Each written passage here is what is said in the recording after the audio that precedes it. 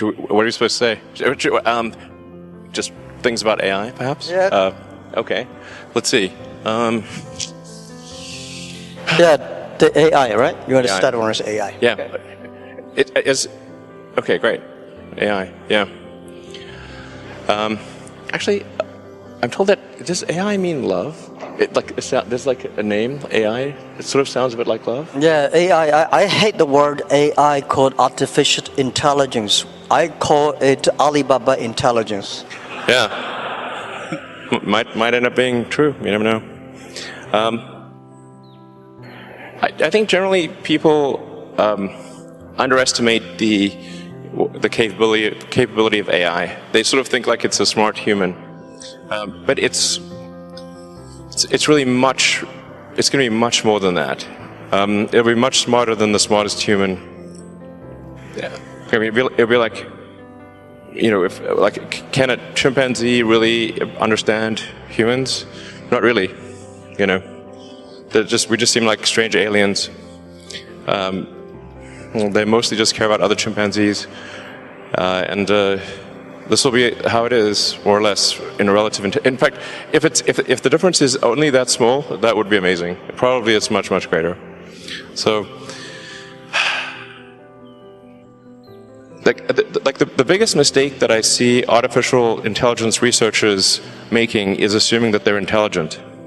Yeah, they're not compared to AI. And so a lot of them cannot imagine something smarter than themselves, but AI will be vastly smarter, vastly.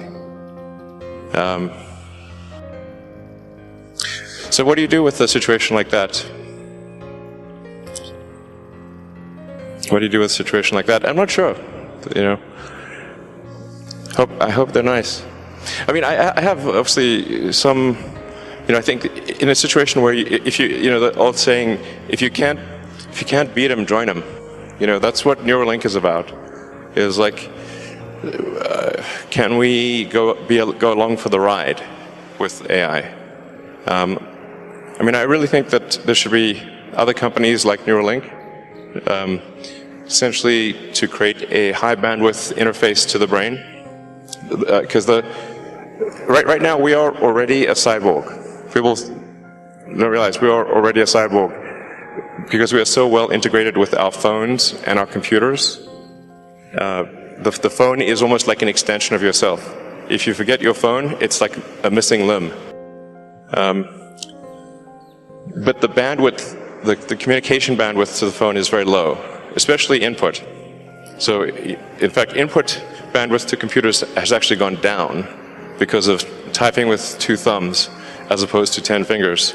There's a big reduction in bandwidth. Input bandwidth has gone up because of video and imagery. So input bandwidth is many orders of magnitude greater than output bandwidth.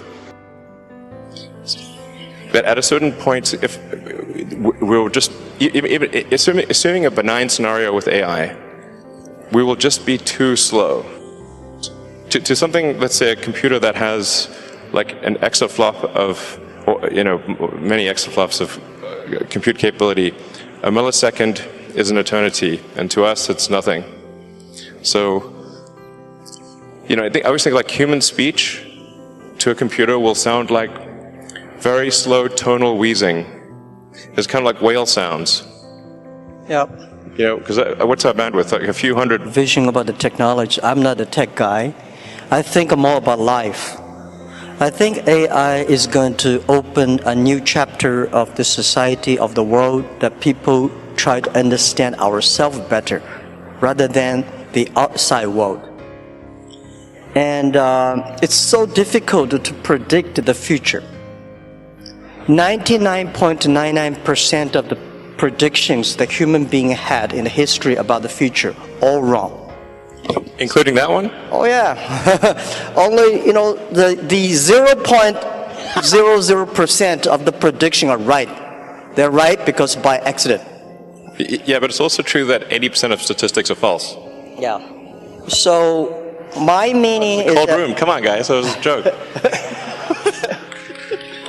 My meaning is I'm happy about the artificial intelligence or Alibaba intelligence that's going to understand the inside of the human better. So when people worry a lot about artificial intelligence, people should have more confidence in themselves. Because I think if a lot of solutions we don't have today, but there will be solutions tomorrow. We don't have solutions, but the young people will have solutions. So I'm quite optimistic, and I don't think artificial intelligence is a threat. I don't think artificial intelligence is something terrible, but human beings are smart enough to learn that. And to me, artificial intelligence is just like, people worry a lot about this today are those people, I call them, called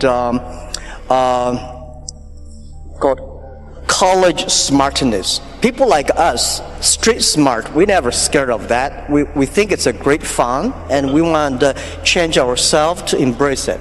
I don't know, man. That's like famous last words. Let me tell you, AI is, I mean, you look at sort of the rate of advancement, just in general, the rate of advancement of computers is insane. And like a good example would be video games. You know, if you go back 40 years ago, 50 years ago maybe, you had Pong. That was just two rectangles and a square. Now you've got photorealistic real-time simulations with millions of people playing simultaneously. If you assume any rate of improvement at all, these games will be indistinguishable from reality.